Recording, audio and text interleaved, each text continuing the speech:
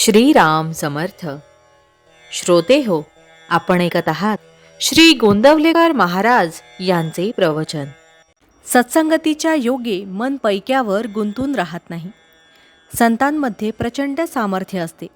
ते बोलतील ते खरे होते. वाचासिद्धी म्हणतात ती हीच. या सिद्धीचा उपयोग आपण सुद्धा करून घेऊ शकतो. परंतु भगवत सेवा करावी आणि त्याबद्दल पगार घ्यावा तसे हे होते.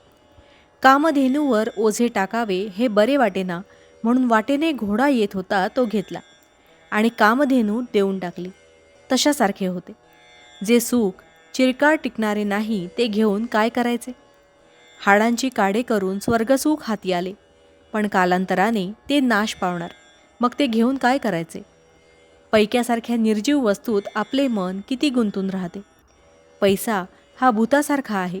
त्याच्याकडून काम करून घेतले तर तो फार उपयोगी आहे, पण ते न केले तर तो उरावर बसतो. आपण प्रापंचिक माणसे. आपण पैसा साठवला तर गैर नाही, पण त्याचा आधार न वाटावा. पैशाचा आधार आहे असे वाटणे म्हणजे भगवंताचा आधार नाही असे वाटणे होय. आपल्या जवळचा पैसा आपण होऊन कोणाला द्यावा असे मी म्हणत नाही, पण चोराने तो चोरून नेला तर रडत बसू नये, किंवा कोणी मागायला आला तर त्याला नाही म्हणू नये. त्याला काहीतरी द्यावेच. पैसा प्रपंचाला पुरेसा असावा म्हणजे किती? तर पेन्शन असेल तर त्यांना रोजच्या निर्वाहापुरता असला म्हणजे पुरेसा झाला, आणि पेन्शन नसेल त्यांना साधारण मध्यम स्थितीत 10-15 वर्षे पुरेल इतका असला म्हणजे पुरेसा झाला. याला अमुक एक असा हिशोब सांगता येणार नाही. आपल्या प्रपंचाला जेवढा जरूर आहे तेवढा पैसा आपल्याला मिळाला की बस झाले. श्रीमंतीला पुष्कळ पैसा लागतो असे थोडेच आहे. आपल्याला अडचण नाही पडली की आपली श्रीमंतीच आहे. पैशाच्या बाबतीत आपण प्रयत्न मात्र आग्रहाने करावा आणि नंतर होईल तसे होऊ द्यावे. आपण आतून निष्काम, निर्लोभ आणि निरीच्छ असावे. दुसऱ्याचे द्रव्य मला यावे अशी बुद्धी कधीही ठेवू नये. ज्याच्याजवळ पैसा विपुल आहे त्याला श्रीमंत अगर सावकार म्हणता येईल. ज्याच्याजवळ विद्वत्ता आहे त्याला विद्वान म्हणता येईल. ज्याच्याजवळ शेत आहे त्याला शेतकरी म्हणता येईल. परंतु यांच्यापैकी कोणाला मोठा म्हणता येईलच असे नाही. सावकार कंजूस असेल, विद्वान गर्विष्ठ असेल, किंवा शेतकरी असाच दुर्गुणी असेल. ज्याच्याजवळ सर्व गुण एक समयावच्छेदे करून असतील तोच खरा मोठा होय. सर्व गुण एका भगवंताच्या ठिकाणीच असू शकतील, म्हणून त्याला ज्यांनी आपलासा केला तेच खरे मोठे बनतात. अशा लोकांना संत म्हणतात. आपण संतांचे होऊन राहावे, त्यात आपले कल्याण आहे. सत्संगतीपासून सद्विचार आणि सद्भावना प्राप्त होतात. ज्याचे विचार चांगले तो मनुष्य खरा चांगला होय, आणि जिथे भगवंताचे अनुसंधान आहे तिथे राहणे हीच खरी सत्संगती होय.